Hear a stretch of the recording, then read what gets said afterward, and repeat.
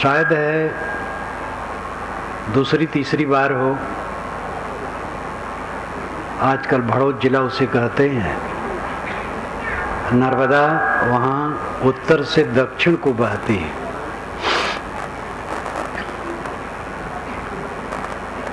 दाएं तरफ शुक्ल तीर्थ है और बाएं तरफ कबीर बड़ा है, यानी तट के पश्चिम तरफ शुक्ल तीर्थ है और तट के पूरब कबीर बड़ा है, जो आज खड़ा है एक बहुत विशाल बाग के रूप में। 600 वर्ष पुराना है वो। तत्वा और जीवा ये दो ब्राह्मण बंधु वहाँ रहते थे और कबीर साहब के शिष्य थे। एक बार काफी दिन रह करके जब चलने लगे तो उन दोनों ने उनके पैर पकड़ लिए और कहे, साहब आप यहीं रहिए। वो टापू जैसा आज भी है, आश्रम है, मंदिर है और वही कबीर बड़ा है, नदी बहती है। तो यहाँ एकांत है, आपको हम चाहते हैं आप यहीं रहें। तो साहब ने कहा, जो तू चाहे मुझको छाड़ सकल की आश, मुझे ही ऐसा होए रहो सब सुख तेरे पास। अगर तुम मुझे चाहते हो तो सबकी कामना छोड़ दो, और जैसे मैं निष्काम हूं तैसे तुम भी निष्काम हो जाओ। बस सब सुख तेरे पास, सब सुख तुम्हारे पास है। मेरे पैर पकड़ करके क्या काम होगा? साधु के पैर में चक्के लगे रहते हैं, वो चलता रहता है। उन्होंने कहा, महाराज आप बनारस चले जाएंगे, हम यहाँ कैसे हमारा कल्याण होगा? तो साहब ने कहा, जो गुरबसे बनारसी शिष्य समुंदर तीर, बिसराए बिसरे नहीं जो गुण होए शरीर। गुरु बनारस में रहते हो और शिष्य समुद्र के पास, समुद्र वहां से निकट है कबीरवड़ से, लेकिन अगर सद्गुरु का उपदेश शिष्य के हृदय में है तो भूलेगा नहीं। इसलिए देश की दूरी उसमें व्यवधान नहीं कर सकती है। ये साहब का निर्देश आदेशात्मक एक कथन है, जो तू चाहे मुझको छाड़ सकल की आश, मुझे ही ऐसा हुए रहो सब सुख तेरे पास। गुरु कहते हैं, ऐ शिष्य तू मुझे अगर चाहता है तो जैसे मैं निष्काम हूं वैसे तू भी निष्काम हो जा, बस सब सुख तुम्हारे पास है।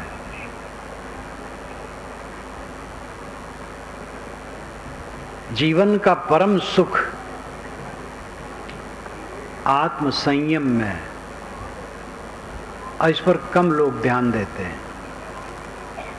साधना पर ध्यान देने की आवश्यकता है। जितने लोग यहाँ बैठे हैं सब ध्यान दें। साधु को तो और करना चाहिए, गृहस्थ को भी करना चाहिए, स्त्री पुरुष सबको। 24 घंटे में निर्धारित कर लो कि इतना समय हम अकेले में बैठेंगे, ज्ञान के ग्रंथ पढ़ेंगे, चिंतन करेंगे और ध्यान करेंगे। ये 3 बात। अकेले में बैठना, घर में कुछ ऐसी जगह बनानी चाहिए जो हवा प्रकाशदार हो और शांत क्षेत्र हो, वहाँ बैठ जाए। जमीन में बैठना चाहिए, जमीन पर चटाई आसन बिछा लेना चाहिए और ज्ञान वैराग भक्ति के ग्रंथ पढ़ना चाहिए। टीवी जब से आया है और विकार बढ़ गया। अध्ययन चिंतन मनन की जगह पर टीवी लोग देखते हैं, खुराफात की बात दिमाग में भर लेते हैं। इस पर संयम की जरूरत है। समय निकालें, 2 बार समय निकालना चाहिए, सुबह शाम। 2 बार न निकले, 1 बार सही। सबकी योग्यता अलग अलग होती है, स्थिति अलग अलग होती है। जवानी में बहुत व्यस्त है आदमी, कम निकाल पाएगा, बुजुर्ग है ज़्यादा निकाल पाएगा। सबको समय निकालना चाहिए। गृहस्थी नहीं, कितने महात्मा हैं जो समय नहीं निकालते हैं। 24 घंटे ऐसे बीत जाते हैं, खाते सोते बात करते काम करते, बस ऐसे समय बीत जाता है। ये बहुत बड़ी असावधानी है। हर इंसान में बल है अपने आप का उद्धार करने के लिए।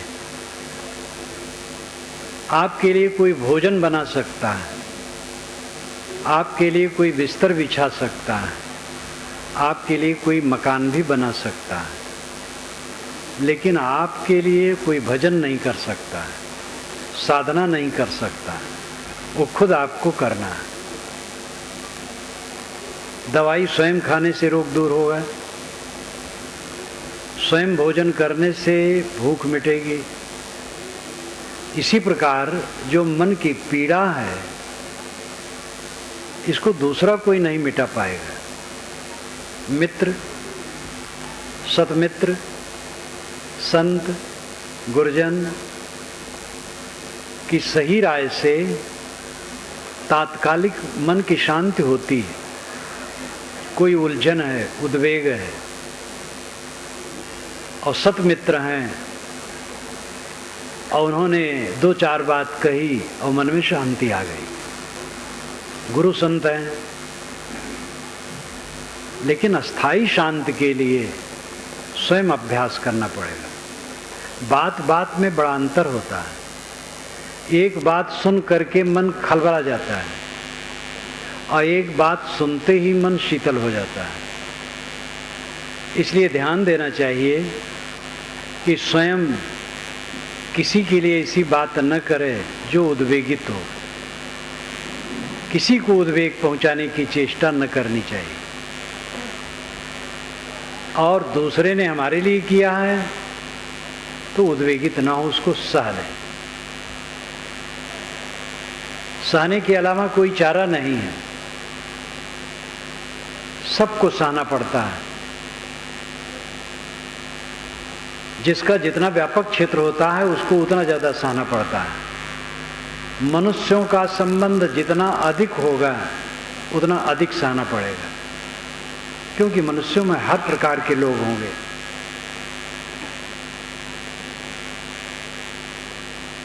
स्वयं सह लेना और दूसरे को सहाने की चेष्टा न करना, ये अपने अहंकार को मारे बिना नहीं हो सकता है। हमारा घोर शत्रु कौन है? हमारे मन में टिका हुआ अहंकार। और बहुत प्यारा लगता है, कोई मान बढ़ाई दे हमें तो बड़ी खुशी होती है। मान बढ़ाई में फूलना मानो विष ग्रहण करना है।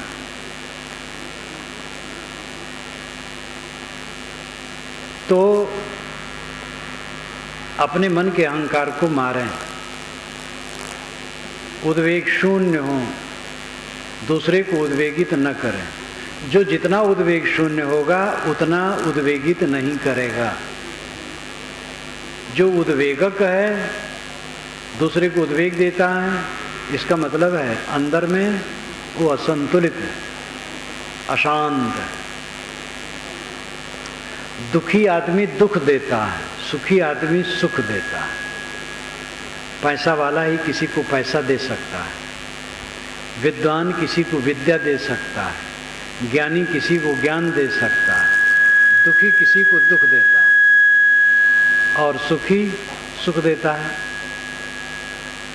अगर हम दूसरे को दुख देते हैं तो स्वयं दुख से खाली नहीं, और देंगे तो और वो फलेगा। एक बीज डालने से पौधा होता है धान का और 3 शाखाएं उसमें निकली, तो 3 बालियां आएंगी। एक एक बाली में 100 दाने भी हो तो 300 दाने हो गए। एक दाना में 300 दाने। इसी प्रकार बुराई और भलाई, ये दोनों के फल बढ़ते हैं। बुराई करेंगे उसका फल बढ़ेगा, अच्छाई करेंगे उसका फिर फल बढ़ेगा। अपने को सुधारने के अलावा कोई चारा नहीं है। विवाद चारा नहीं है। विवाद करके समाधान नहीं होता है, सह करके समाधान होता है। फिर निर्णय की जरूरत होती है, निर्णय दिया जाता है। कहीं किसी व्यक्ति का निग्रह भी किया जाता है, दंड भी देना पड़ता है। ये सामाजिक परिस्थिति में ये सब होता है। लेकिन जो रात दिन की बात है, वो अपने मन को ही, अपने अहंकार को ही मारना होता है।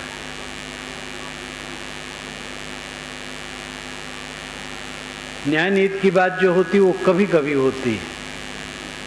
कभी कभी आपको किसी को दंडित करने की जरूरत पड़ सकती है। रात दिन आप दूसरे को दंड देंगे। पत्नी ने गुस्से में कुछ कह दिया, न तो आप उसके लिए पंचायत बैठाएंगे और न तो उसको दंड देंगे। दंड देंगे तो कब तक चलेगा? इसलिए दंड का विधान, न्याय का विधान, ये समय समय से होता है। रात दिन की साधना में सहना सबसे बड़ा तरीका है। सह लेना, दूसरे को सहाने की चेष्टा न करना, अपनी बात किसी पर न लादना, दूसरे की उचित बात मान लेना, अपना अधिकार दूसरे पर न जमाना, अपने कर्तव्य का पालन करना। जब हम दूसरे को अपने अधिकार करने में अपने अधिकार करने की चेष्टा करते हैं, तब हम उसी के अधिकार में हो जाते हैं। जो लोगों पर अधिकार करना चाहेगा वो स्वयं दूसरे के अधिकार में हो जाएगा। जो किसी को अपने अधिकार में नहीं करना चाहेगा, उसके अधिकार में पूरी दुनिया है। इच्छा ही जब मिट जाती है तो सब पर वो सम्राट हो गया। ये साधना का विषय है। आप कह सकते हैं संत के लिए है, संत के लिए नहीं है। जो दुख न चाहे उसके लिए। गृहस्थ लोग दुख नहीं चाहते हैं तो उनको भी करना है। संत भक्त की तो 2 श्रेणियां हैं। वैसे संत शब्द का अर्थ है सत्य में स्थित है। सत शब्द से संत बनता है। संत शब्द सत्य में जो स्थित है वो संत है, चाहे किसी कपड़े में हो। कपड़े के रूप में भी एक मर्यादा है। हम लोगों के अलग वेश हैं, आश्रम अलग है, साधु आश्रम। लेकिन ये तो मानव की बनाई श्रेणी है। इसका अपना उपयोग है। दुख किसी को प्रिय नहीं। गृहस्थ भी जब दुख नहीं चाहते हैं तो क्या दूसरा रास्ता होगा जिससे दुख न हो? यही रास्ता है। सह लेना, गम खाना, क्षमा कर देना, शील से रहना, समता से रहना। घर में 4 लोग हैं, सबका स्वभाव अलग है, रुचियां अलग हैं, गुण कर्म अलग हैं। बिना सहे किसी का जीवन सुख से नहीं बीत सकता है। साधना के विषय में कह रहा था, साधना में मन देना चाहिए। अनादिकाल का बिगड़ायल मन है, इसमें तमाम विकार भरे हैं। इस जीवन में भी जब से होश में आए तब से इसमें विकार भरते रहे। उन विकारों का जखीरा पूरा मन में इकट्ठा है, वो आदमी को बैठने नहीं देता है। जो जानो जग जीवना, जो जानो सो जीव, पानी पचावो अपना, पानी मागिनत पियो। अगर जीव को जानते हो और जीवन जीना जानते हो तो जो पानी पिए हो उसको पचा लो और नया पानी न पियो। ये लाक्षणिक कथन है। जीव शुद्ध तत्व है, मौलिक तत्व है। उसी के विशेषण में आत्मा, राम, ब्रह्म अनेक शब्दों का प्रयोग होता है। मूल जीव शब्द है। अगर अपने स्वरूप को समझते हो, अपने आत्मा को समझते हो और जगत में जीने का ढंग समझते हो तो जो पानी पिए हो पचा लो, नया पानी न पियो। ये पानी है वासना, अहंता, ममता। जो अहंता ममता आज तक बनाए हो उसको पचा दो, मार दो और नई अहंता ममता न ग्रहण करो। कुछ अहंता ममता करना पड़ता है, मेरा मानना पड़ता है, तब व्यवहार चलता है। श्री काशी साहब ने अपनी वाणी में जहाँ कहीं लिखा है तो प्रायः लिखा है कि दृढ़ अहंता ममता का त्याग। इसका मतलब हल्की अहंता ममता जो व्यवहार के लिए है वो दूषित नहीं। जैसे मेरा घर है, मेरा परिवार है, साधु भी कहते मेरा आश्रम है, ये हल्की अहंता ममता है। विवेकवान समझता है मेरा नहीं, लेकिन व्यवहार के लिए तो कहना पड़ेगा।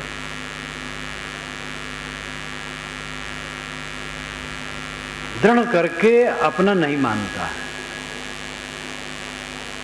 सांप अगर अपने बिस्तर पर आ गया है, वहां से हटेंगे नहीं या उसको किसी तरफ फेंकेंगे नहीं तो मंगल नहीं।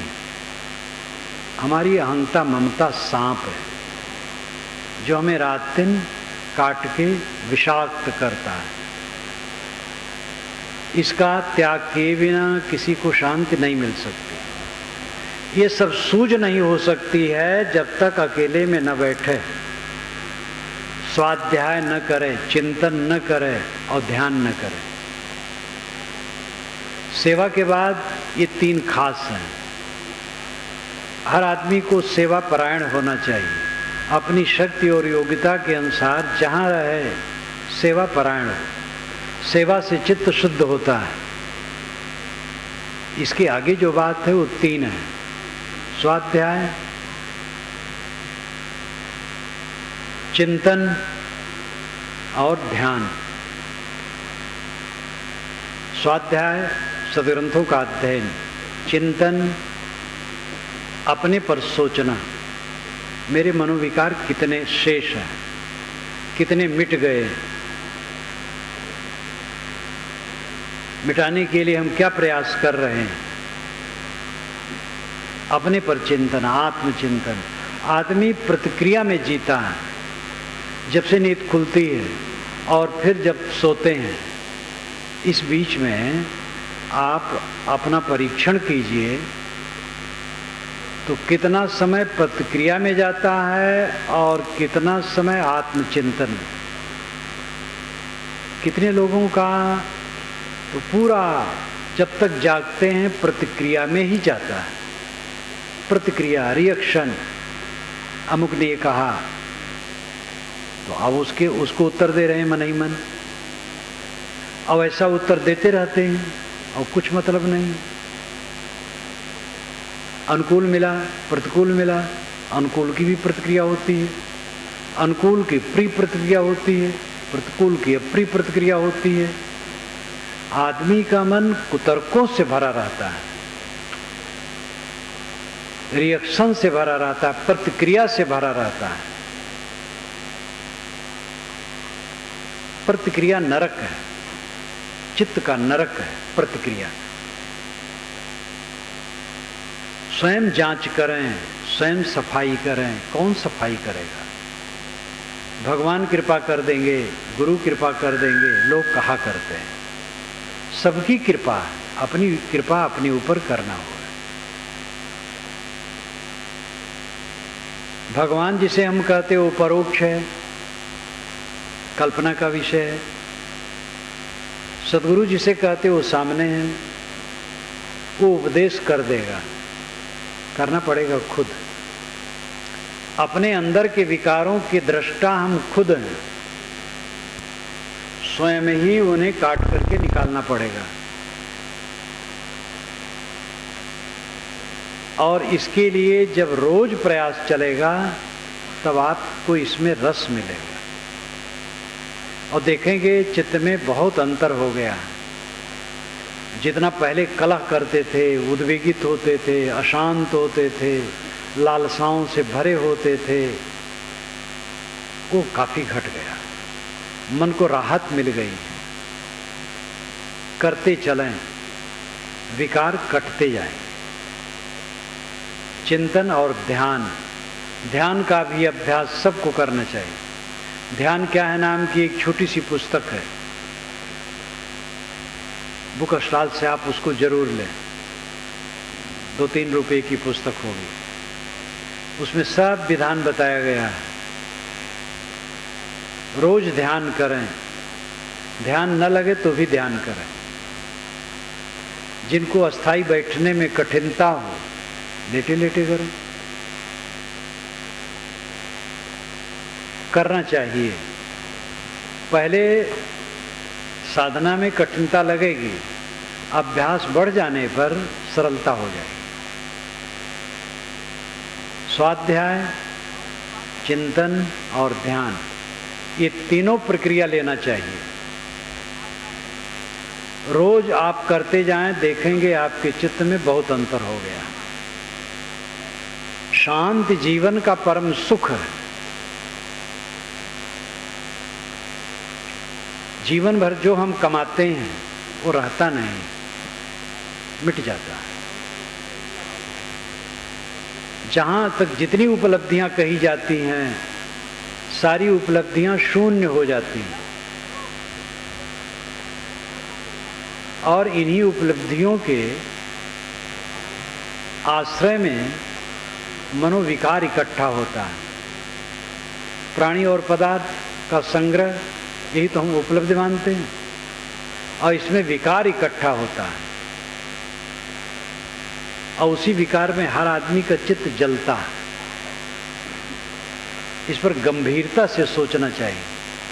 समय भागा जा रहा है, रुकने वाला नहीं, और इसी में शरीर सबका जीर्ण हो जाएगा और एक दिन छूट जाएगा और ये काम वैसे रह जाएगा। समझदार साधक के मन में ये शौक होना चाहिए कि इसी जीवन में मुक्ति का आनंद लें। मुक्ति का आनंद वासना की ग्रंथि का कट जाना है। जब वासना की गांठें कट जाएंगी, सारे विकार क्षीण हो जाएंगे। ऐसी अवस्था में जो चित्त की निर्मल दशा है, वही जीवन मुक्ति का सुख है। जीवन मुक्ति का सुख बहुत भारी भरकम है, इससे गृहस्थों को घबराना नहीं चाहिए। केवल साधु वेशधारी जीवन मुक्त होंगे और गृहस्थ वेशधारी नहीं होंगे, ये बात नहीं। जीवन मुक्ति एक बार मिलती भी नहीं। जितना विकार कटता है उतना मन हल्का बनता है, उतने अंश में जीवन मुक्ति होती है। जीते जीते मुक्ति। 4 वर्ष के पहले जो वासनाएं उद्वेगित करती थी, अब वो नहीं करती उतनी, तो मुक्ति हुई। व्यापारी कुशलवा माना जाता है जो अपने व्यापार का हिसाब किताब रखता है। साधक सही वह माना जाता है जो निरंतर आत्मनिरीक्षण करता है। 4 वर्ष के पूर्व जो उद्वेग था अब नहीं है, 2 वर्ष के पहले था वो नहीं है, गत वर्ष में था वो नहीं है, 6 महीने के पहले जो मन में भ्रांति थी वो नहीं है, तो समझ लो कि अध्यात्म की तरफ बढ़ रहा है। अब अगर वैसे विकार हैं कोई उन्नति नहीं, अगर विकार बढ़ रहे हैं तो पतन है। विकार निरंतर घटने चाहिए। भवसागर कहाँ है? ये मन का विकार भवसागर है। इच्छा करि भवसागर जामे बोहित राम आधार, कहाई कबीर हरि शरण गहु गोखुर बच विस्तार।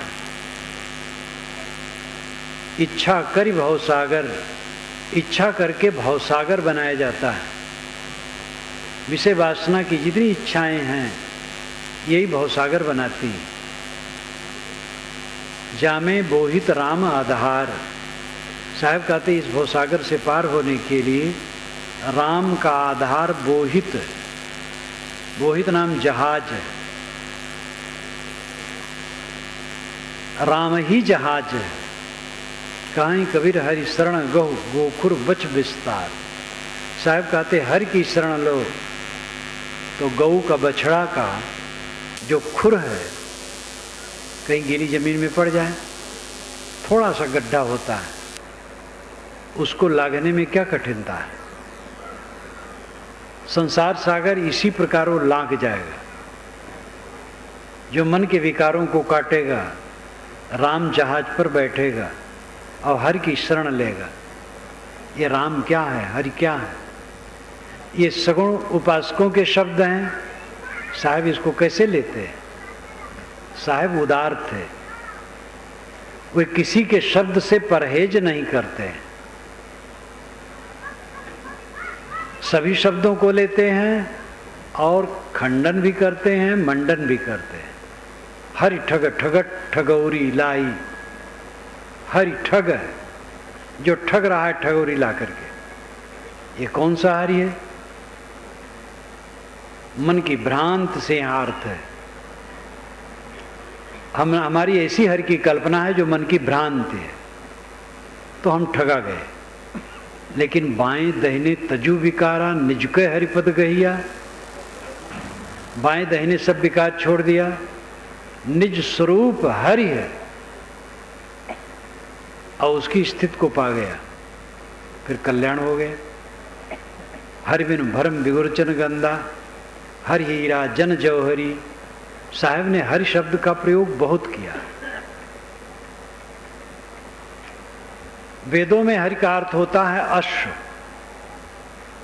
आत्मा परमात्मा नहीं। हरि का अर्थ होता है अश्व, घोड़ा। वो अश्व है सूरज की किरणें। वाल्मीकि रामायण में हरि का अर्थ होता है वानर। हरि का अर्थ आत्मा परमात्मा परक, ये ईसा के लगभग बना है। ईसा के बाद इसका ज्यादा विकास हुआ है। राम शब्द का प्रयोग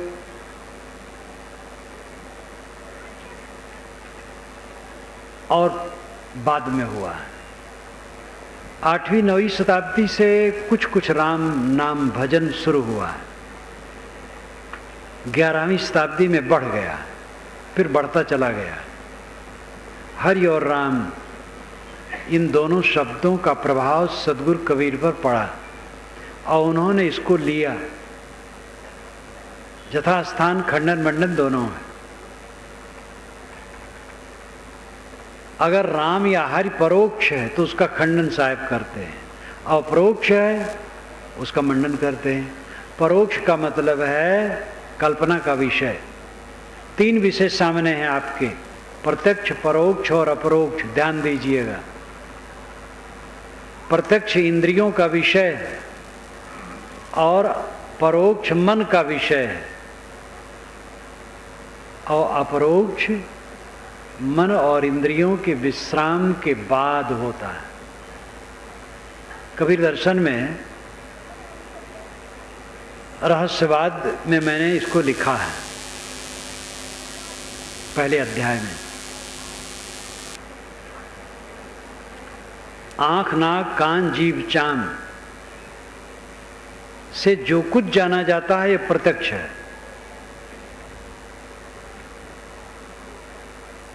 और परोक्ष है जो मन का नक्शा है, मन की अवधारणा है, मन की कल्पना है।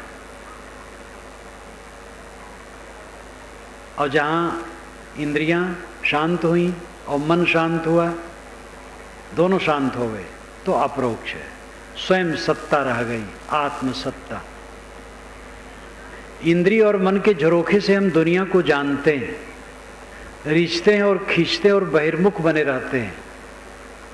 जब इंद्रिय मन के झरोखे को हम बंद कर देते हैं, तब अपने में लौटते हैं। ये साधना का विषय है। देखते, सुनते, छूते, खाते, पीते, सोचते थकान नहीं लगी है? थकना चाहिए। बाहर से थके बिना कोई अंदर नहीं लौटेगा। तो कबीर साहब का राम अपरोक्ष, परोक्ष नहीं है। कबीर साहब का राम और हरि कल्पना का विषय नहीं है, किंतु वही खुद कल्पक है, स्वयं स्वरूप है। हरि शरण, हरि का आधार, स्वरूप स्थित है। अपने में लौट आना हरि शरण है। हरि कोई व्यक्ति नहीं, विश्व के लिए हरि कहा गया। ये पीछे, बहुत पीछे कहा गया है। विष्णु वेद में है और उसका अर्थ होता है प्रवेश करना। सूरज की किरणें सब में प्रवेश करती हैं, इसलिए सूरज को विष्णु कहा गया। इदम विष्णुर्विचक्रमे त्रेधा निदधे पदम समूढ़ मत्स्य पांसुरे, ये ऋग्वेद का मंत्र है। इदम यहाँ पर विष्णु, विष्णु विचक्रमणे, विचक्रमे चला, त्रेधा तीन प्रकार से, निदधे रखा, पदम पैर। यहाँ विष्णु चला, तीन प्रकार से कदम रखा। समूढ़ मत्स्य पांसुरे, उसके पैर की धूल से, पांस नाम धूल, उसके पैर की धूल से सारा संसार ढक जैसा गया। ये अलंकारों में कहा हुआ है। सूरज विष्णु है और उसकी किरणें उसके कदम हैं। पृथ्वी, अंतरिक्ष और दुलोक में उनका पड़ना तीन कदम है। सूरज की किरणें पृथ्वी में पड़ती हैं, अंतरिक्ष यानी आकाश में पड़ती हैं, दुलोक यानी तारामंडल में पड़ते हैं। यही उसका तीन कदम है। तो सूरज को विष्णु कहा गया क्योंकि उसकी किरणें सब में प्रविष्ट होती हैं। आगे चल करके विष्णु एक आकार बनाया गया, चतुर्भुज, उसको विष्णु कहा गया। इस सगुण उपासना के लिए है। लेकिन असली विष्णु जो उपासनीय है वो घट घट में। विष्णु का अर्थ ही जो प्रवेश करे, सब घटों में प्रविष्ट है, वही विष्णु है। आदि दैविक विष्णु प्रकृति का नियम है। आदि भौतिक विष्णु ये प्राणी जगत है। आध्यात्मिक विष्णु अपना आत्मा है। कल मैंने इसको विस्तार से कहा था कि सत्ता के तीन अंश, तीन भाग, आदि दैविक, आदि भौतिक, आध्यात्मिक। आदि दैविक जड़ प्रकृति क्षेत्र, आदि भौतिक प्राणियों का क्षेत्र, आध्यात्मिक अपने आत्मा का क्षेत्र। जो सब में प्रविष्ट करे वो विष्णु है। जड़ प्रकृति में उसके नियम प्रविष्ट हैं, तो नियम विष्णु है। नियम को पहचानो, नियम से चलो, ये विष्णु की उपासना है। आपका छोटा सा पेट है, कितना खाना चाहिए ये पेट बताता है। पेट के अपने नियम हैं। जब काम भर का भोजन पेट में चला जाता है तो अंदर से घंटी बज जाती है कि हो गया। लेकिन चोक चटकार के चक्कर में या थोड़ा और खा लें, कौन जाने भूख न लग जाए, असावधानी में और खा लिए और विकार पैदा किए। नियम, पेट का नियम बता देता है कि काम भर का हो गया, प्रलोभन में पड़ करके गलत करते हैं। सब जगह नियम है, उन नियमों को पहचानना और नियम के अनुसार काम करना, ये विष्णु को समझना है। सब घट में जो प्रविष्ट है आत्मा, ये विष्णु है। सबको विष्णु समझना। अपने घट में भी आत्मा प्रविष्ट है, मैं स्वयं हूं, ये स्वयं विष्णु है और यही हरि है। विष धातु से विष्णु शब्द बनता है। विष का अर्थ ही होता है प्रवेश करना। मानस में आता है, प्रविश नगर कीजे सब काजा, हृदय राख कौशलपुर राजा।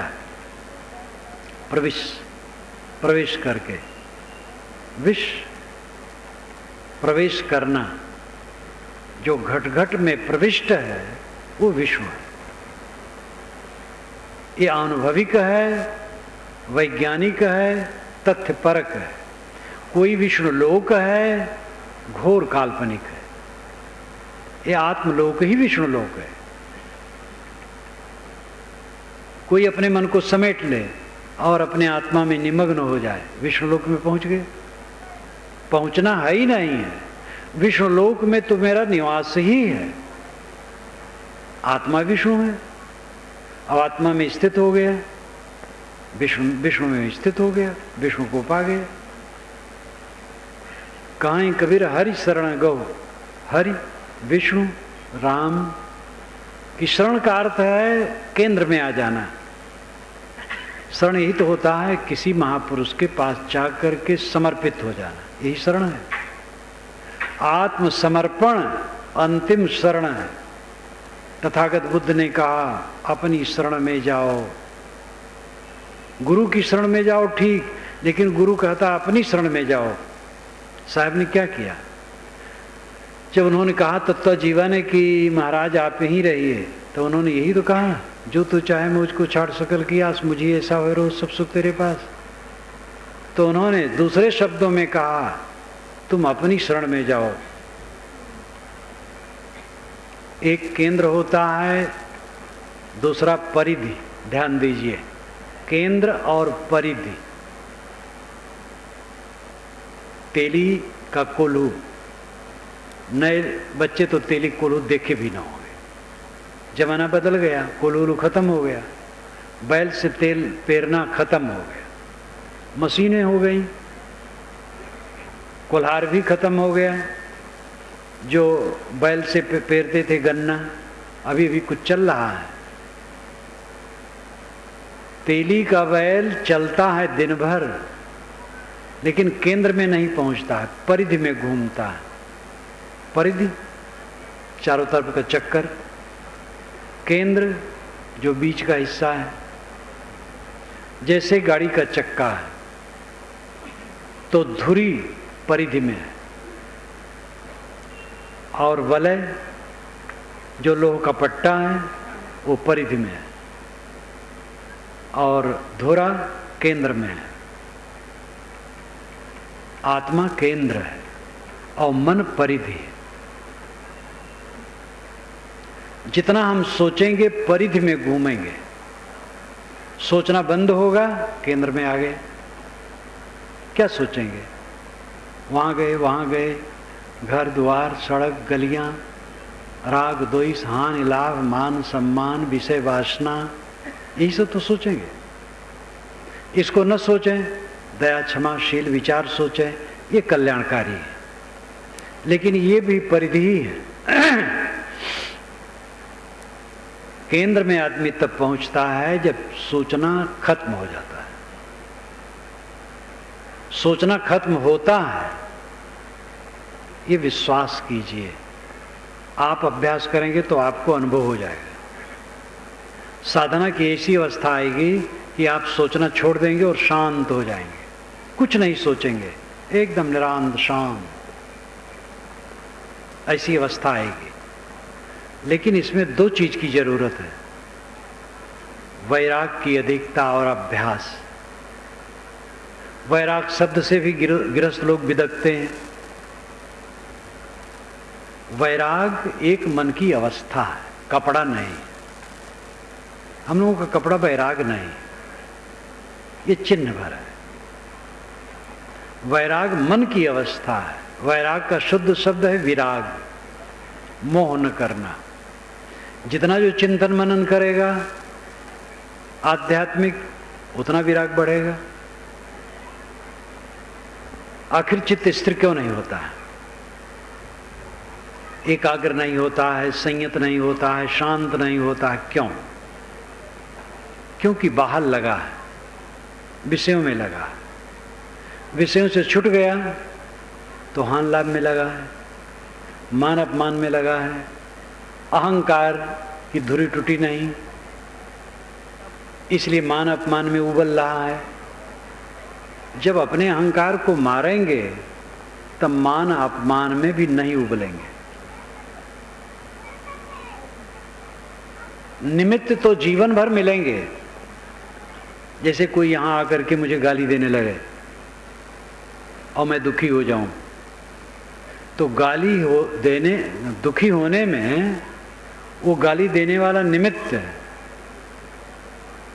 लेकिन उपादान, दुख का उपादान मेरे अंदर में है, जो मेरा अज्ञान और अहंकार है। अगर वो खत्म हो जाए, हमारे अंदर का अज्ञान अहंकार खत्म हो जाए, दुख का उपादान, तो निमित्त बेकार हो जाएगा। कोई गाली दे, हम दुखी नहीं होंगे।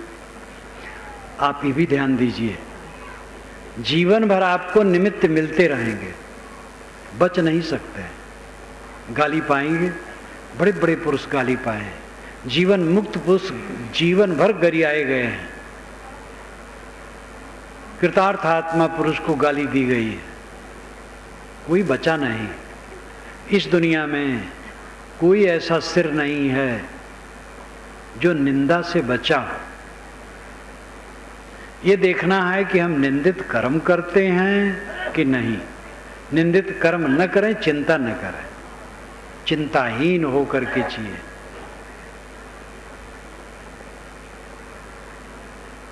दुख का उपादान, उपादान का मतलब है जिससे वस्तु पैदा हो। जैसे भात, भात का उपादान चावल है, भंडारी रसोईया निमित्त है। घड़ा का उपादान मिट्टी है और कुम्हार निमित्त है। हमारे दुख का उपादान हमारा अज्ञान और अहंकार है, और निमित्त तो मिलते रहेंगे। निमित्त की चिंता न करो। अगर अंदर से अज्ञान और अहंकार मिट गया तो निमित्त कुछ नहीं कर पाएगा। आखिर जो मन को जीत लिए उन्हीं का तो बेड़ा पार हुआ। कबीर साहब कभी क्षोभित हुए, कभी क्षोभित नहीं हुए। 52 कसनियां उनके ऊपर बताई गई हैं, वो अतिशयोक्तियों से भरी है, लेकिन उसके मूल में यह है कि उनको कष्ट दिया गया, लेकिन अपने विरोधी के प्रति भी वो क्षुब्ध नहीं हुए। तथागत बुद्ध, महावीर स्वामी कोई क्षुब्ध नहीं हुए। अन्य साधक भी, स्वामी शंकराचार्य ने कहा है, प्रतिकार भावना बिना सह लेना ये तितिक्षा है। प्रतिकार भावना, बदला लेने की भावना न होना। संत ईसा को तकलीफ दी गई, अंत में हत्या भी कर दी गई। अपने हत्यारे के लिए उन्होंने कहा, जब क्रॉस पर लटके थे, कि प्रभु ये नहीं जानते हैं कि हम क्या करते हैं। इतने दयालु पुरुष, इनको क्षमा करना। कोई साधक होगा दुनिया के किसी क्षेत्र में, सबकी दशा एक है। इसीलिए साहब ने कहा, समझे की गति एक है, जिन समझा सब ठौर। काहे कबीर ये बीच के बल कहीं और की और। निमित्त सबको मिलते हैं, गोस्वामी तुलसीदास जी ने तो सबकी दुष्टों की भी वंदना कर डाली है, ब्राह्मणों को तो बहुत पुचकारा है, लेकिन काशी में ब्राह्मण खार खाए बैठे थे उनके लिए और उनको रत्ती भर नहीं मानना चाहते थे। कैसा संसार है। जिस महापुरुष ने ब्राह्मणों की फिजूल प्रशंसा की है, पूजी विप्र शील गुणहीना, ये फिजूल प्रशंसा है, बल्कि खतरनाक है। लेकिन उसी महापुरुष को ब्राह्मणों ने सताया काशी में। कोई साधक है, साधना का लक्षण ही है प्रतिकार भावना से रहित होना, हाँ कुसंग से बचना। ये नहीं कि बेवकूफ बना रहे और कुसंग का सेवन करे।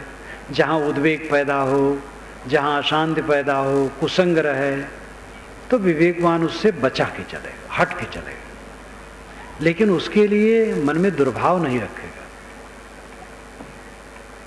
तो केंद्र आत्मा है, मन परिधि है। आप अपनी परीक्षा कीजिए, कितने समय परिधि में जीते हैं, कितने समय केंद्र में। कितने लोग तो केंद्र समझते ही नहीं, जो समझ गए हैं वो कितने लोग उसमें जीते हैं। परिधि ही में लोग घूमते रहते हैं, स्मरण स्मृतियां ख्यालात डूबे रहते हैं उसी में। साधना करते करते ऐसा समय आता है जब साधक की परिधि समाप्त हो जाती है और केंद्र में आ जाता है। सोचना बंद हुआ, केंद्र में आ गए। कहीं आना जाना थोड़े है। चित्त बाहर रम रहा था, परिधि में घूम रहे थे, चित्त शांत हो गया, केंद्र में आ गए। चित्त शांत होते ही केवल दशा, अद्वैत दशा, निर्वाण दशा, स्वरूप स्थित होती है। ये सब के अर्थ एक है। केवल रह जाना, अकेला, अद्वैत हो जाना, अकेला रह जाना, निर्वाण हो जाना, वासनाओं का बुझ जाना, स्वरूप स्थित सहज समाधि, सब एक बात है। मन की एकाग्रता साधना चाहिए। साधते साधते ऐसा क्षण आएगा कि चित्त शून्य हो जाएगा, शांत हो जाएगा। 1 मिनट अगर चित्त शून्य हो तो उस समय का जो सुख होगा वो अद्भुत होगा। आप 50 वर्ष में पहुंच गए हैं, अगर 1 मिनट चित्त बिल्कुल शांत हो गया तो 50 वर्ष में वही 1 मिनट आपका जीवन है और बाकी ऐसे गया। ये शौक होना चाहिए। साधना करें, स्वाध्याय करें, चिंतन करें, अकेले में बैठें, मन के विकारों को काटें, मन की शांति प्राप्त करने का प्रयास करें। वृत्ति और आत्मा का मिलन। सद्गुरु ने रूपक बहुत बढ़िया दिया है। कहा सुनी की है नहीं, देखा देखी बात, दुल्हा दुल्हन मिल गए फीकी परी बारात। साहब कहते ये स्वरूप स्थित की बात है, आत्म शांत की बात है, कहा सुनी की नहीं। कहा सुना जाता है विचार बनाने के लिए, प्रेरित करने के लिए और प्रेरणा पाने के लिए। कहा जाता है दूसरा प्रेरित हो, सुना जाता हमें प्रेरणा मिले। तो प्रेरणा पाने के लिए, प्रेरणा देने के लिए कहना सुनना होता है। प्रेरित हो करके जब साधना में साधक दृढ़ हो जाता है तब वो दशा आती है। तो कहाँ सुनी की है नहीं, देखा देखी बात। देखा देखी आमने सामने, दुल्हा दुल्हन मिल गई फीकी परी बारात। बारात गई, दूल्हा गया। दूल्हा तो अपने को सजाता ही है, दूसरे लोग उसको सजाते हैं।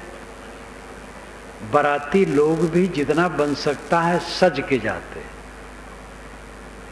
बारात में अगर जाना होता है और अपने पास कपड़ा योग्य न हो तो मित्रों से ले लिया जाता है। जितना बन सकता सब बाराती सज के जाते हैं, लेकिन सबका सजना बेकार हो जाता है। दूल्हा गया माड़ों में, मंडप में, दुल्हन से मिल गया, दूल्हा दुल्हन मिल गए और बाराती बेवकूफ होके लौट आए, कुछ नहीं पाए। सजे तो खूब बाराती, लेकिन बेवकूफ होके लौट आए। फीकी परी बारात। यहां अर्थ दुल्हा है आत्मा, दुल्हन है वृत्ति, मनोवृत्ति, और बारात है तत्व प्रकृति, ये बाह्य जगत प्रपंच। जब साधना में सन्नद्ध हुए और चित्त स्थिर हुआ तो वृत्ति का आत्मा में लय हो गया। लय होने का मतलब यही है, वृत्ति शून्य हो गई, आत्मा शेष है। तो दूल्हा दुल्हन मिल गए, बारात फीकी हो गई, तत्व प्रकृति फीकी हो गई, जगत प्रपंच फीका हो गया, चित्त सबसे अनासक्त हो गया। बहुत सरल काम है, कठिन इसलिए लगता है कि करते नहीं। थोड़ा दिन करें, देखो कितनी उन्नति हो जाएगी। लगन से, लगन का अर्थ है जिसमें हमारी लगन हो, वो काम जब तक पूरा ना हो तब तक हम चैन से ना रहें। ये लगन का लक्षण है। जिसके लिए लगन है वो काम पूरा भी नहीं हो रहा है और हम आराम से रह रहे हैं, तो कहाँ लगन है? बाहर की चीज में तो परतंत्रता है। किसी को लगन हम प्रधानमंत्री बन जाए, सब तो प्रधानमंत्री नहीं बनेंगे। किसी को लगन हो कि सोने का मकान बन जाए, तो सोने का मकान कहां बन जाएगा? दुनिया की जो संभव बातें हैं उनमें भी लगन होने से मात्र से नहीं हो जाता है। जैसे आप करोड़पति हो जाए, ये संभव है, लेकिन सब करोड़पति कहां होंगे? नहीं होंगे। लेकिन जो आत्मस्थित है, आत्म शांति है, सदैव आनंदित होकर के जीना, ये अपने हाथ में। ये तो अपने विकारों को दूर करना है, मनोविकारों को दूर करना, और कुछ नहीं करना है। अपने अहंकार ममकार को मारे, मनोविकारों को मारे, सदैव आनंद कंद है। मनुष्य का लक्ष्य वह है जो अपने आप पर निर्भर है और देश काल की दूरी जिसमें नहीं है। इस पर जरा ध्यान दीजिए। जो दूसरे देश में मिले और दूसरे काल में मिले वो अपने जीवन का लक्ष्य नहीं। इसी काल में और इसी देश में वह है। स्वयं आत्मदेश है, स्वरूप देश है, आत्मदेश है, और इसी काल में वो प्राप्त है। बस अहंकार छोड़ दे, मोह छोड़ दे, आसक्ति छोड़ दे, समझें, छोड़ना शुरू करें। छोड़ते छोड़ते छूटेगा। बहुत दिन का कोड़ है, रगड़ते रगड़ते साफ होगा, लेकिन पक्का है साफ होगा, पूरा साफ होगा। सबकी एकमात्र यही अभिलाषा है कि हम सदैव ऐसे सुख में जिए जिसमें दुख नाम की चीज न हो। और ऐसा सुख कहां है? दुनिया का सुख तो केवल धोखा है, केवल धोखा है। दुख के अलावा उसमें कुछ भी नहीं। वो चाहे वैवाहिक संबंध हो, चाहे गुरुवाई हो। आप कहेंगे ऐसी तुलना क्यों कर रहे हैं? तुलना तो करनी पड़ती है। एक युवक और युवती परस्पर विवाह करते हैं, बहुत भावना रहती, स्वर्ग की भावना रहती।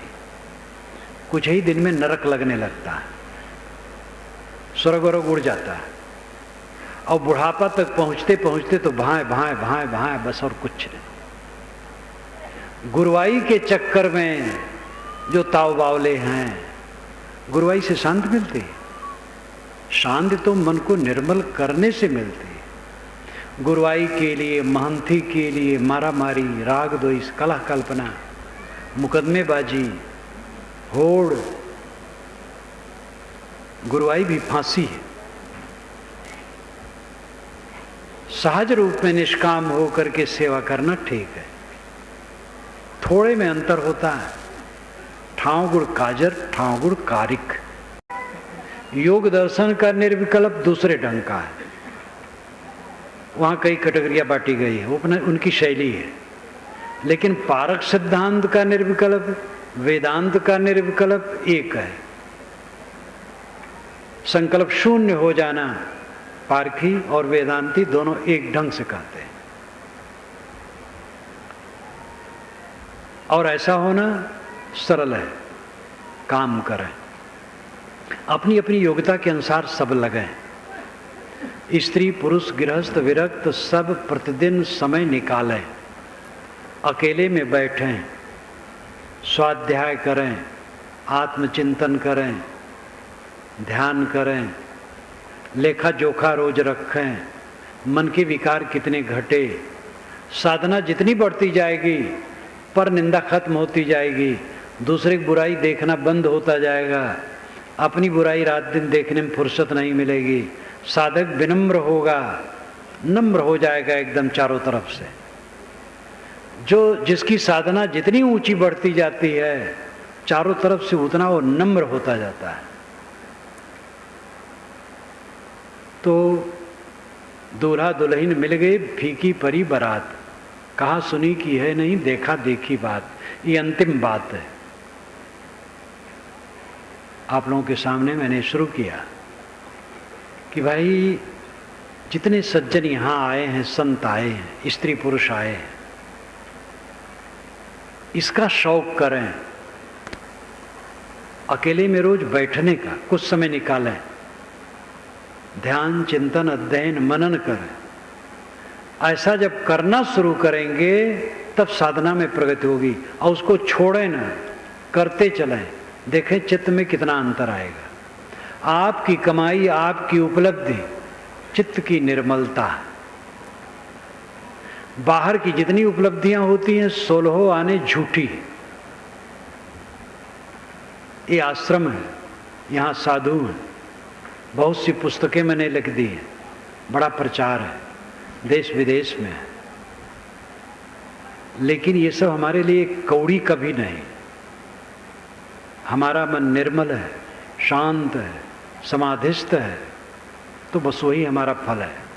और अगर कहीं ये बाहर के चक्कर मकर में भटक गया तो गए। मेरी पुस्तकों से हजारों लोग लाभ लेते रहेंगे हजारों वर्षों तक, और मैं घोटाले में पड़ जाऊंगा। इसलिए मेरी उपलब्धि आपकी गृहस्थी जैसी है वैसे मेरी भी है। आपकी गृहस्थी घर द्वार, बाल बच्चे, खेतबाड़ी, फैक्ट्री, कारखाना, दफ्तर, दुकानें। हम लोगों की उपलब्धि आश्रम, शिष्य शाखा, भक्त समुदाय, प्रचार प्रसार, कीर्त। आपका भी झूठा है, हमारा भी झूठा है, और दोनों मन फंसाए तो दोनों धोखे में गए। अपनी उपलब्धि है चित्त की निर्मलता, आत्म शांत, आपका परमात्मा, आपका ब्रह्म, आपका राम, आपका अल्लाह खुदा, आपका अस्तित्व।